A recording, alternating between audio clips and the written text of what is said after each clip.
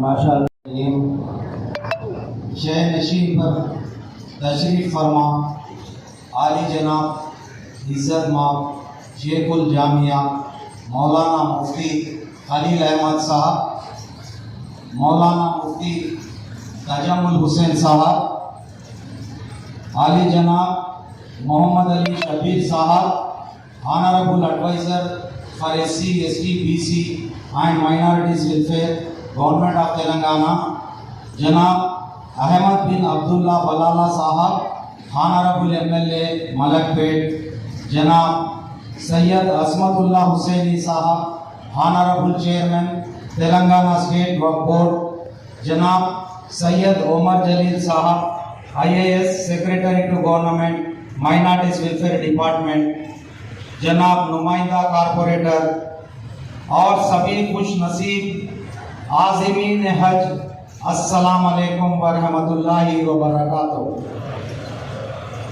सबसे पहले मैं आप सभी आज़मीन हज को बहुत बहुत मुबारकबाद देता हूँ कि अल्लाह ताला ने आपको इस साल हज के लिए कबूल फरमाया और अपने घर की हाजिरी और मदीने पाक की हाजिरी का मौका अता फरमाया। ये बड़ी खुशकिस्मती की बात है। तेलंगाना स्टेट हज कमेटी को टोटल इस साल 11,313 एप्लीकेशंस वसूल हुए और हमारे तेलंगाना का स्टेट का कोटा 7,811 है और सिर्फ हैदराबाद से 7,205 एप्लीकेशंस वसूल हुए। इस साल हैदराबाद से इंशाअल्लाह 4,975 आज़मीन हज सेलेक्ट हुए हैं। इस साल तकरीबन 11,018 हुज्जाज रवाना होंगे, जो अब तक का रिकॉर्ड है। कोई भी पहले इतने हुज्जाज यहाँ से रवाना नहीं हुए थे। अल्हम्दुलिल्लाह आप लोग पहला किस्त 81,800 रुपये का अदा कर चुके हैं और अपने पासपोर्ट्स और ट्रैवल डॉक्यूमेंट्स भी जमा कर चुके हैं। अभी आप लोगों की दूसरी किस्त का वक्त आ गया है। दूसरी किस्त 1,70,000 रुपये 10 मार्च से पहले अदा करना है। अल्लाह के करम से अल्हम्दुलिल्लाह जो वेटिंग लिस्ट में थे 1,316 तक सेलेक्ट हुए हैं, वो लोग अपना पहला और दूसरा किस्त कुल मिला के 2,51,800 रुपये अदा करना है। पिछले तकरीबन 17 साल से हैदराबाद एम्बार्केशन पॉइंट से आज़मीन हज पहले मक्का मुकरमा जाते थे और वापसी उनकी मदीने मुनव्वरा से होती थी, लेकिन इस साल हमको फेज 1 यानी पहले मदीना मुनव्वरा अलॉट हुआ है। उम्मीद है कि 9 मई 2024 से डायरेक्ट फ्लाइट्स मदीने मुनव्वरा रवाना होंगे, लेकिन अभी ये फाइनल कंफर्मेशन नहीं है, इसमें कुछ तब्दीली हो सकती है। आप तमाम आज़मीन हज से मैं गुजारिश करता हूँ कि आप लोग सबसे पहले सेहत का ख्याल रखिए और रोजाना कम से कम 3 से 4 किलोमीटर पैदल चलने की आदत डालिए। आप सभी से गुजारिश है कि आप लोग अच्छी तरह से होगा उसके बारे में बताऊंगा। जिस चीज़ से आपको एहतियात करना होगा वो बताना मुख्तसर तौर पर मैं बयान करूंगा। पहली बात तो ये कि जैसा अभी लियाकत साहब बताए कि आपको अपने पासपोर्ट्स वगैरह दाखिल करने होते हैं।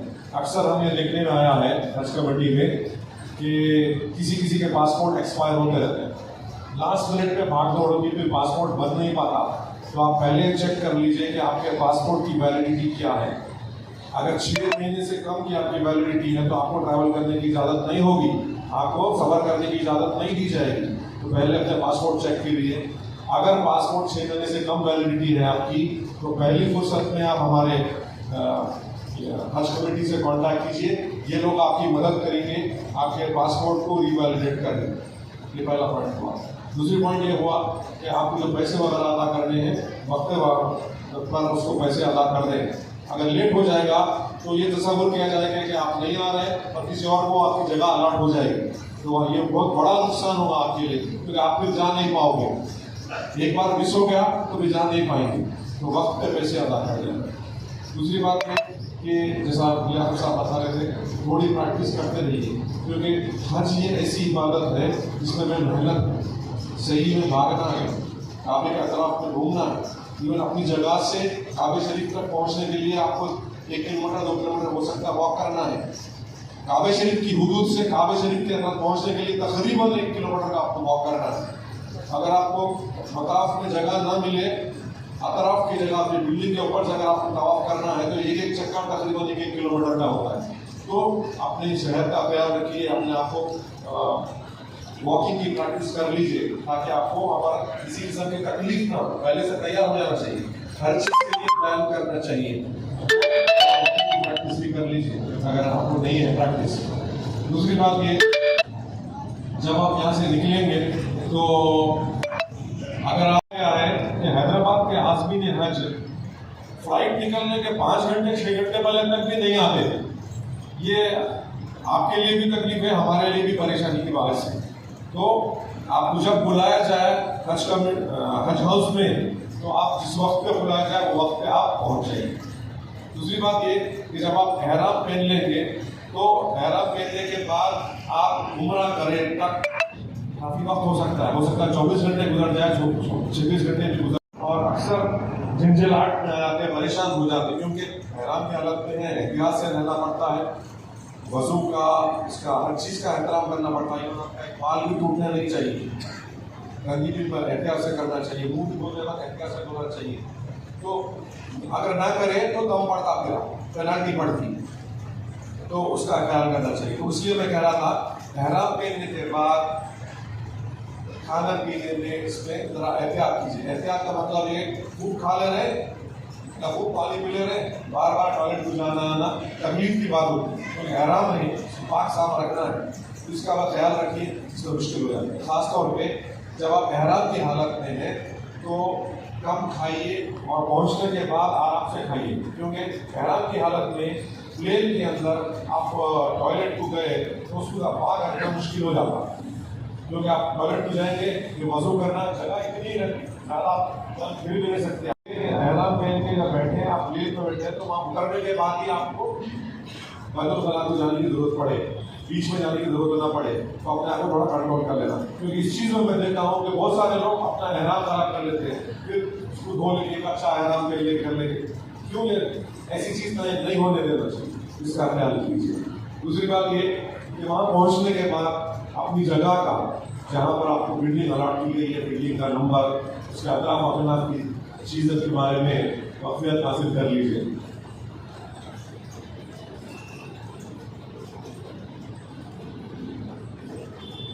मैं ज़्यादा वक्त नहीं लूँगा, मैं थोड़ी सी 2-3 बातें करके खत्म करूँगा। तो अपनी बिल्डिंग का अता पता और अपने पास रख लीजिए, उसकी कार्ड वाला भी होते हैं, मुझे भी कार्ड था ना, ऐसा कार्ड अपने पास रखा, कुछ मिलना देंगे वो लोग और कुछ स्टिकर देंगे, वो हमेशा अपने पास रखना। और किसी वजह से आप घूम जाए तो किसी को बताए तो वो लोग रास्ता बता सकते हैं कि आप अपनी जगह पर पहुंच जाएंगे। अक्सर ये होता है कि वहाँ पहुंचने के बाद लोग गुम हो जाते हैं, जगह नहीं मिलती, बिल्डिंग नहीं मिलती, तो वो कार्ड वगैरह वो चीज़ें अपने पास रखना। इसी तरह हम आपके साथ में खादिमुल हुज्जाज को भी जाएंगे, खादिमुल हुज्जाज का टेलीफोन नंबर भी अपने पास रख लीजिए, उसमें आपको आसानी होगी। जब आप पहुँचे तो ये अपना सामान वगैरह पूरा रख देने के बाद तैयार होकर जाइए, जाके पहला आपको उम्रा करना है। उम्रा करने के लिए आपको जिस गेट से भी भेजा जाए, चेहरा नजरें नीचे रखिए, क्योंकि जब पहली बार आप काबे शरीफ को देखेंगे, आपकी जो दुआ होगी वो कबूल होगी। तो ये ख्याल है, वरना मैं तो ये देखा हूँ, मैंने 2 हज किए, जितने में दुआ करा, अल्लाह गवाह है, कोई दुआ ऐसी नहीं है जो कबूल नहीं हुई या नहीं हुई। तो अल्हम्दुलिल्लाह आपकी हर दुआ कबूल होगी। लेकिन आम ये बात है कि जब आप पहली बार काबे शरीफ पर नजर रखते हैं, आप जो दुआ करेंगे जरूर बताएंगे। तो कुछ लोग क्या करते हैं, किताबें लेके आते हैं, हर हर चक्कर की एक दुआ होती, वो दुआ में भूल गया नहीं पढ़ा तो फिर खड़े रह के भी दुआ पढ़ते जाओ, ऐसा कुछ नहीं है। आप जो चाहे दुआ कर सकते हैं। जब कोई गैर महरम आके उनकी बाल काटता है, ऐसा नहीं करना, ये गलत बात है।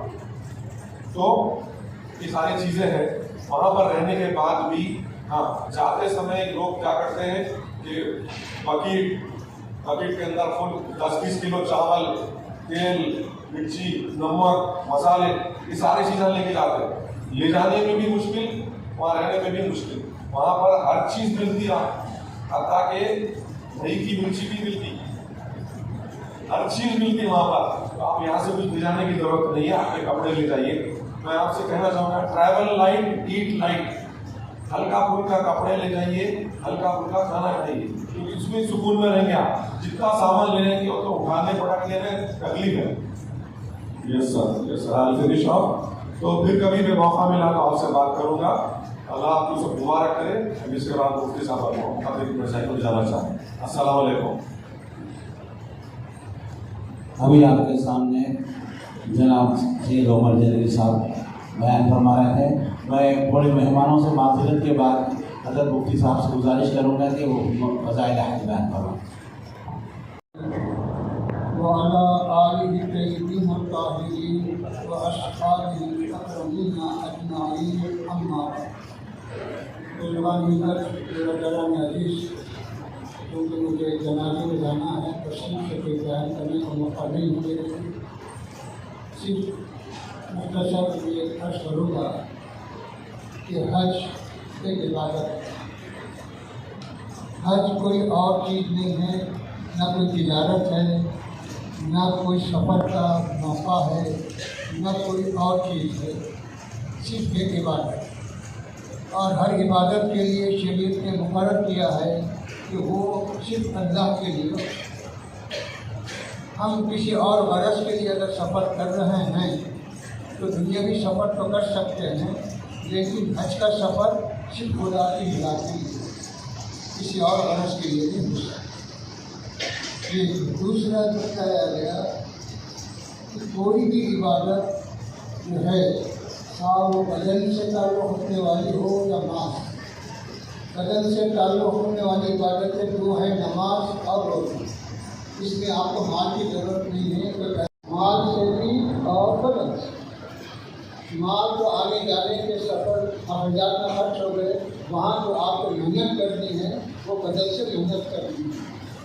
वहाँ किसी को पैसा देकर आप अपनी जानिब से किसी को नमाज नहीं पढ़ा सकते, किसी को पैसा देकर मेरी तरह से तौर करने नहीं कर सकते, किसी को पैसा देकर अपनी जानिब से सही करने नहीं कर सकते। ये आप ही को करना है। इसी तरह तवाफ हो, सही हो, टूट जाए तो आपका हक नहीं होता, फिर आइंदा शादी आप हज करते। तो इसका खास ख्याल रखिए। एक फर्ज है, फर्ज में छूटने पर किसी सूरत में भी हज नहीं। हाँ, अरफात में आप बेहोश भी हैं और आपको ले जाया गया, लाया गया, तो फिर मजबूर है, चल नहीं सकतेगा, इसलिए ला रहे हैं, ले जा रहे हैं, तो हो सकता है। लेकिन हज छूट, अगर अरफात छूट जाए तो फिर आपका जो है हज नहीं। ये हमारे फिक़्ह हनफी के लिहाज से वाजिबात 5 हैं। वाजिबात को मुकम्मल करना हमारे लिए ज़रूरी है। अगर न कर सकें तो दम देना पड़ता है, लेकिन दम देने की वजह से हज हो जाता है। हज की दोबारा सजा करने की ज़रूरत नहीं पड़ती। आम तौर पर इस बात का ख्याल रखें कि जो है कंटियाँ जो मारना है, फिर उसके बाद जो है आपके कुर्बानी करना है, कलम करना है, अजनाब के पास इसमें तरतीब वाजिब है। वहाँ के मसलब के लिहाज से लोग पहले ये कर लो या पहले बाद में वो कर लो, ये कैसा चाहे कर लो, जो उनके मसलब के लिहाज से है। हमारे मसलब के लिहाज से तरतीब वाजिब है। अगर तरतीब छूट जाएगी तो दम देना पड़ेगा, और दम भी वही देना पड़ेगा हमेशा। ये 5 वाजिबात हैं, 3 फराइज़ हैं, जिसका आप खास तौर पर ख्याल रखो। और इस बात का भी आप अच्छी तरह से ख्याल रखो कि एक नमाज मक्के शरीफ में 1 लाख नमाज के बराबर है। उसमें गफलत न करो कि सारी उम्र नमाज पढ़ेंगे 1 लाख नहीं होगी। लेकिन अल्लाह एक नमाज के बदले 1 लाख नमाज का आपको सवाब दे। और मदीने शरीफ की सबसे बड़ी जो सादत है हमारे लिए वो है हुजूर पाक अलैहिस्सलाम की कब्र शरीफिया। क्योंकि नमाज तो जहाँ की है वहाँ की, जिक्र जहाँ की है वहाँ की है, तिलावत जहाँ की है वहाँ की है, लेकिन वहाँ की सबसे बड़ी जो सादत की चीज़ है वो ज़ियारत पाक है। क्योंकि हदीस शरीफ में आता है कि रोज़ाना सुबह 70,000 फरिश्ते आपके कब्र शरीफ की ज़ियारत के लिए आते हैं, फिर जाते हैं, तो फिर उनको क़यामत तक दोबारा आने का मौका नहीं। इसी तरह शाम थोड़ी तकलीफ होती है बर्दाश्त करना, लेकिन किसी के लिए बात तकलीफ नहीं बनना। ये है कि अहम उम्मीद है। अल्लाह से दुआ करता हूँ कि अल्लाह से हमको कबूल करवाए और बार बार इस आदत अता करवाए और जो मुंतज़िमीन हैं उनके लिए सहूलत अता सल्लल्लाहु तआला अलैहि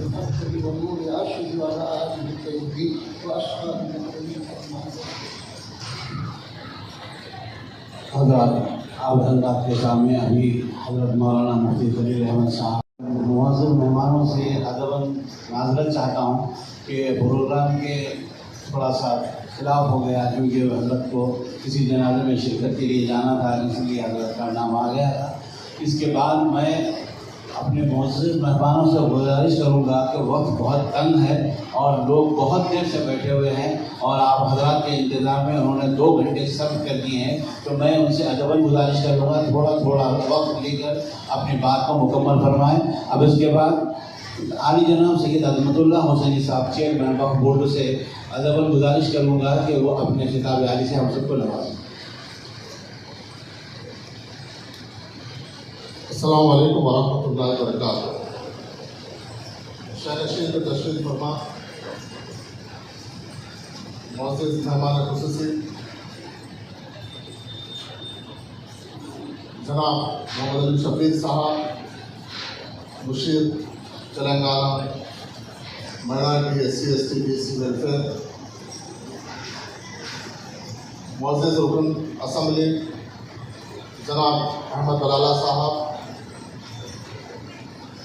अभी आपसे खिताबत फरमा रहे थे जनाब खलील मुफ्ती खलील साहब दामद बरकातहू, जनाब उमर जलील साहब secretary minority welfare government of Telangana, जनाब मौलाना तजम्मुल साहब और हज कमेटी के एग्जीक्यूटिव ऑफिसर जनाब लियाकत साहब, शहनशीन पे तशरीफ़ फरमा, सियासी कायदीन, कारपोरेटर्स, उलमाए किराम और शहनशीन के सामने तशरीफ़ फरमा आज़िम हुज्जाज कराम, आप सभी लोगों का यहाँ से तहे दिल से मैं आप सबका इस्तकबाल कर तेलंगाना स्टेट वक्फ बोर्ड का चेयरमैन मुंतखब किया गया। आप तमाम लोगों की तरफ से और हमारे वक्फ बोर्ड के मेंबरान की तरफ से उनका भी शुक्रिया अदा करता हूँ। सबसे पहले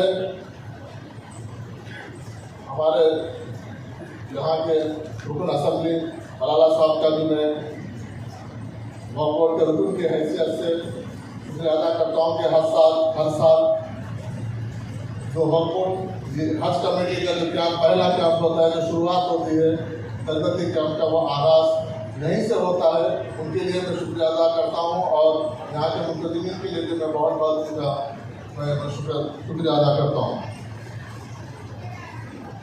सबसे पहले आज़िम हुज्जाज कराम को मैं बहुत बहुत मुबारकबाद दूँगा कि अल्लाह ताला इस साल आप तमाम लोगों को अपने घर का मेहमान बना के आप सबको बुलाया है, आपको चुना है, उसके लिए आप लोग तमाम लोग काबिल मुबारकबाद है।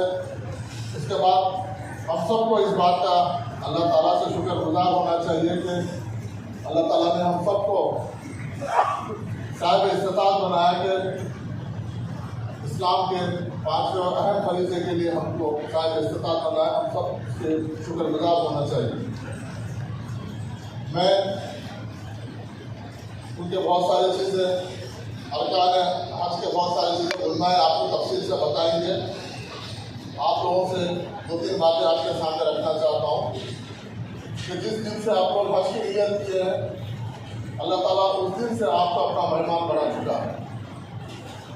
अगले 2 महीने के बाद 5 महीने के बाद आपका हज का सफर की शुरुआत होगी, लेकिन आज से आपको उसके लिए तैयार ज़ाहिरी तौर पर और अपने फिजिकल तौर पर उसको तैयार आपको रहना चाहिए।